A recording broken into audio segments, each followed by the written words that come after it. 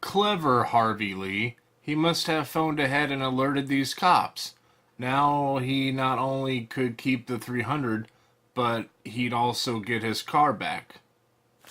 I have no clue what this is about. Oh, hey everybody. You've waited long enough since the last video, so here's the next video. Get it? Because I made a video and I have videos. It's To Paris with Love. I've never seen this before. It's an old classic musical? Question mark? Screenplay by Robert Buckner, directed by Robert Hammer, and produced by Anthony Darnborough. The movie stars Sir Alec Guinness, who was a famous actor back in the day, and he was obviously knighted because of the Sir.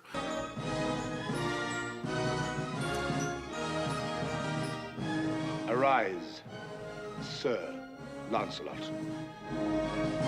One thing I have to say is that I love the cover of the VHS. It appears to be like the original cover from when the movie came out, perhaps. You know, it's a nice painted illustration with Alec Guinness and the girl who's in the movie as well, because there's a girl. Love lessons in a seductive Parisian setting.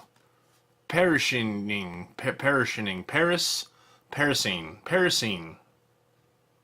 It's springtime in Paris, and middle-aged Colonel Sir Edgar Fraser, Sir Alec Guinness. So, I can probably see why he picked this role. And his 20-year-old son, John, are on holidays secretly devising matrimonial plans for each other. Their charming Odile Man, a lot of hard words. Odile Versoyus portrays the enchanting young shopgirl who becomes the object of Sir Edgar's attentions. At the same time, John falls for her boss, the worldly Madame Sylvia. Ha! Pronounced that one correctly. Although these ill-suited pairs come to harsh realizations in the end, they have great fun all along the way. Join the incomparable Grandmaster of Screen Comedy, Sir Alec Guinness, in this sophisticated and witty film about a father's lessons in love to his son. Wait, about a father's lessons in love to his son.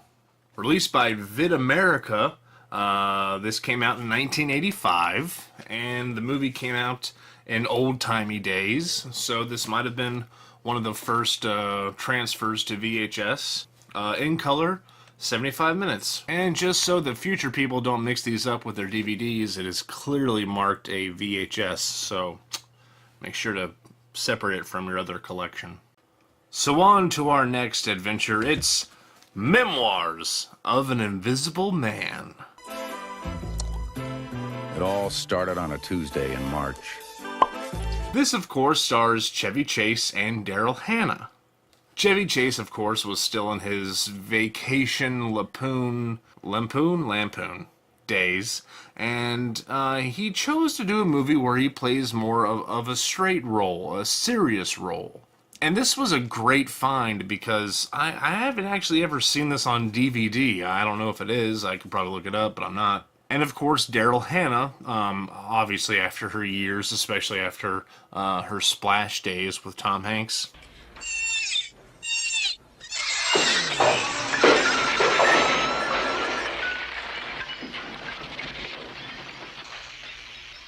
Women want him for his wit. The CIA wants him for his body. All Nick wants is his molecules back. Memoirs of an Invisible Man. An adventure like you've never seen. And that's very true. Marshall Fine from the Gannett newspaper says, funny and fantastic. The special effects are astonishing. And actually, they are. Also, this movie is directed by John Carpenter. Yes, that John Carpenter. horror movie John Carpenter, The Thing John Carpenter, Clear! Halloween John Carpenter,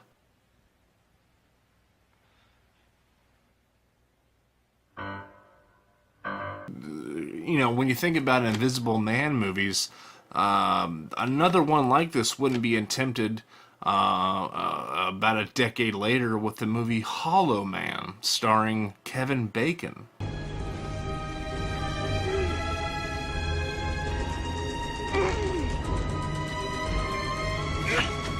Go to hell.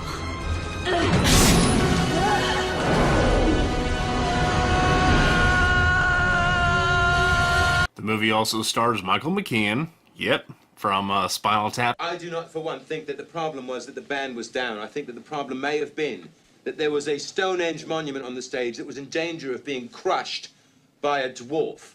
That tended to understate the hugeness of the object. I really think you're just making a much too big a thing out of it.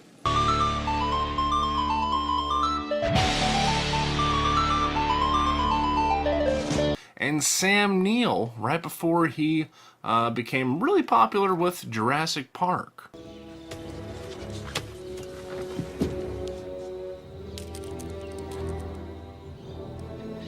Alan, this species of Variformin's been extinct since the Cretaceous period. I mean, this thing isn't one of this thing.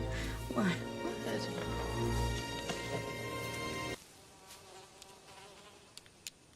That is one big pile of shit.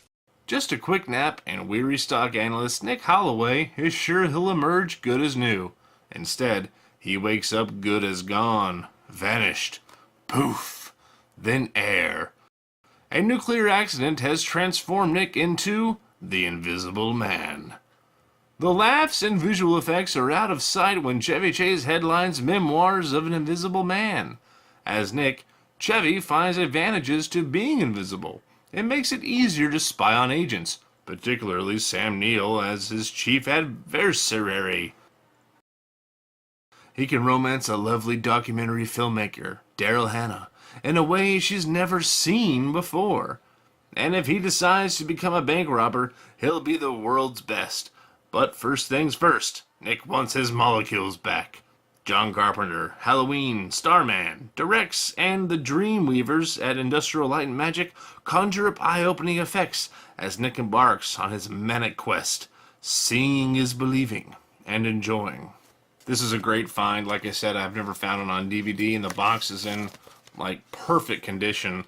Released in 1992 by Warner Brothers. How am I gonna tell my mom about this? Just tell her you met a guy. Could be serious. He's transparent. Memoirs of an Invisible Man, a John Carpenter film. Wow. This book has a lot of answers that I've been having questions about. Alright. I think I'll read another one of his. Maybe something will click. Last but certainly not least, it's... Prince of Darkness.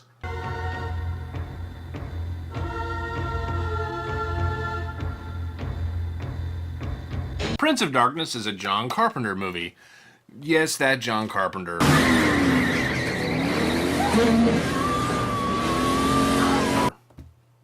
Yeah, that John Carpenter. I don't think he's gonna stop.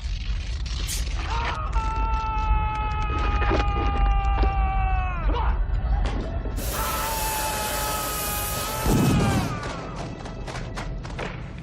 Yes, that one too. I have come here to chew bubblegum and kick ass. And I'm all out of bubblegum. Okay, stop. Stop. He's done a lot of movies, okay? Gosh. John Carpenter's Prince of Darkness is, I wouldn't say one of his more underrated films, but it's certainly not one of his best. This came out in '87 after a lot of his hits. Halloween, The Thing, Christine, The Fog, Escape from New York, Starman, Big Trouble in Little China. So he was definitely on a roll. Until this. It's just a weird movie.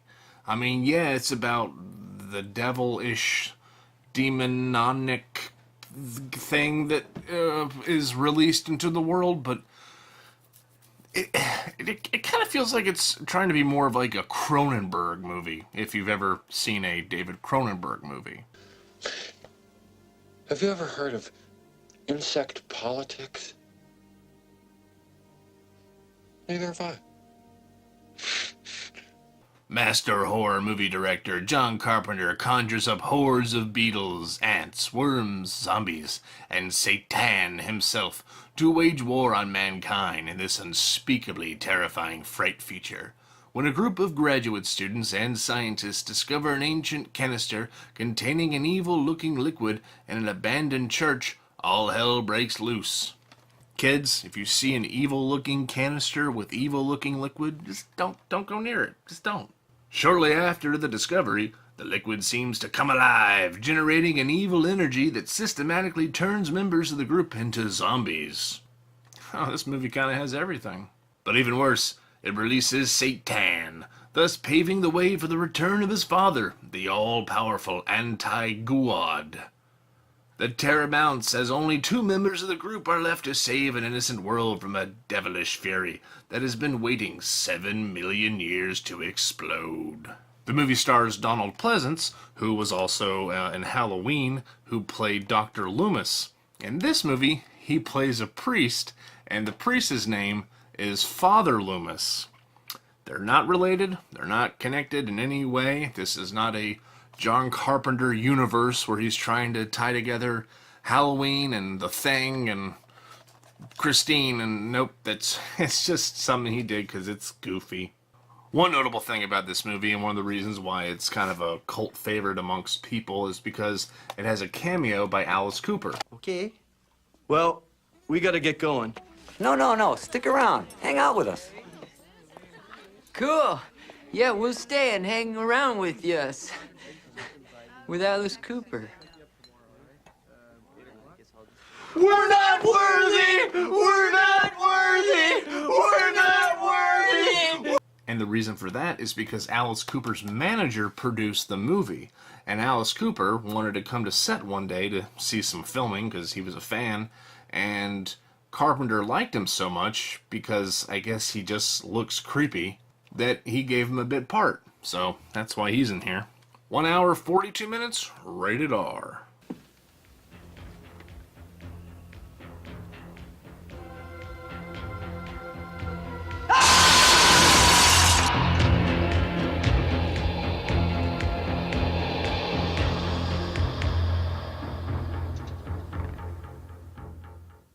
Well, that's it for this episode. I got this book to reread because, I'm trying to understand it. I mean, it's clicking. It's really clicking. I got some others on Amazon that I'm ordering. I'm looking forward to that. So keep your popcorn fresh and your soda cold, because there are more movies to come. That's kind of my tagline for the end.